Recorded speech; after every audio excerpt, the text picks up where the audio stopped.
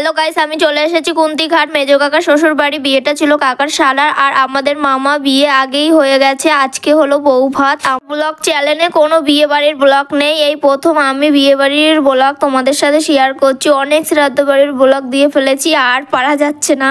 তো তোমাদের বিয়ে বাড়িটা আগে দেখালাম না, তোমরা তো আগে মিনি ব্লগে দেখেছো আমাদের কতক্ষণ অপেক্ষা করতে হয়েছে স্টেশনে, আর আসতেও খুবই কষ্ট হয়েছে। তো খিদেও পেয়ে গেছিল প্রচন্ড। তো বিয়ে বাড়ি ঢুকেই আগে খেয়ে দিয়ে একটু রেস্ট নিয়ে পাশের চারিদিকে পরিবেশে একটু ঘুরতে পেরেছি, তাই এখান থেকে ব্লগটা শুরু করলাম। এখানে চারিদিকের পরিবেশ খুব সুন্দর, ঠান্ডা হাওয়া ফুরফুরে, ঘুরতে তো অসাধারণ লাগছে।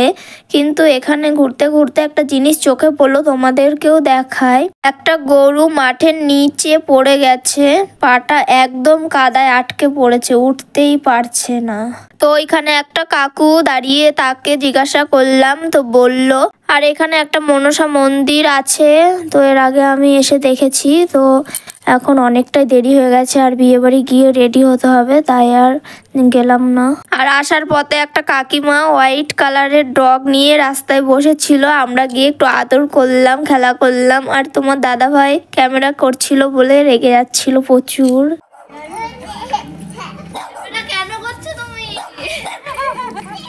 আর তোমাদের একটা মন্দির দেখায়নি তো কি হয়েছে, আর একটা মন্দির তোমাদের দেখাবো। তো সেই জায়গায় চলে এসেছি ঘুরতে।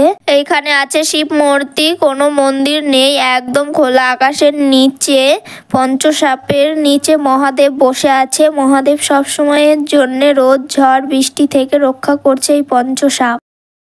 ঘুরে চলে আসলাম বিয়ে বাড়িতে, আর প্রথমেই দেখাচ্ছি কনেকে। কনের এখনো সাজ চলছে, মুখের মেকআপটা হয়ে গেছে, এখন খোপাটা করা হচ্ছে। আর এটা হচ্ছে কনের হাজবেন্ড। তো চলো এবার আমি ফটাফট রেডি হয়ে যাই। আমি রেডি হয়ে চলে আসলাম, আর এই দিকে কনে যাত্রীর খেতে বসে গেছে। ওরা খুব তাড়াতাড়ি ঢুকে পড়েছে 6টার সময়। আর ওর নাম হলো সুস্মিতা, ওর সাথে আমার ভালো বন্ধুত্ব হয়ে গেছে। রাস্তায় বেরিয়ে দেখছি মেয়ে এখন বিয়ে বাড়ির খাবার ছেড়ে ঘটি গরম খাবে, বোঝো অবস্থা তাহলে। কনে যাত্রীর লোকে যখন সবাই চলেই গেছে, আর দেরি করে লাভ নেই, খেতে বসেই পড়ি।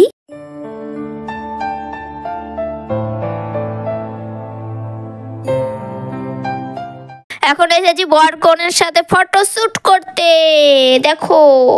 তো ভিডিওর মধ্যে একটা জিনিস মিস হয়ে গেছে, আমি এডিট করার সময় দেখতে পেলাম। তোমরা নিশ্চয়ই ভাবছো বিয়ে বাড়িতে কেন নাচানাচি হয়নি, সেটা একদমই ভুল। কারণ আমার ফোনে চার্জ শেষ হয়ে গেছিল, তাই আমি ভিডিও করতে পারিনি। এখন ফোনে চার্জ দিয়ে ভিডিওটা কমপ্লিট করছি। তো দেখো বিয়ে বাড়ি তো কমপ্লিটই হয়েছে, সবাই লোকজন চলে গেছে, আর আমরাও বাড়ি যাব কালকে। কিন্তু আজকে রাতটা থেকে গেলাম, আর এখন সব ফাঁকা, এখন সব গুটানো হচ্ছে। তো ভিডিওটা এখানেই শেষ করছি। তো আরো নতুন নতুন ব্লগ পেতে গেলে আমার চ্যানেলটা প্লিজ সাবস্ক্রাইব করে দেবেন, কমেন্ট লাইক শেয়ার করে দেবেন প্লিজ। Tata, bye bye.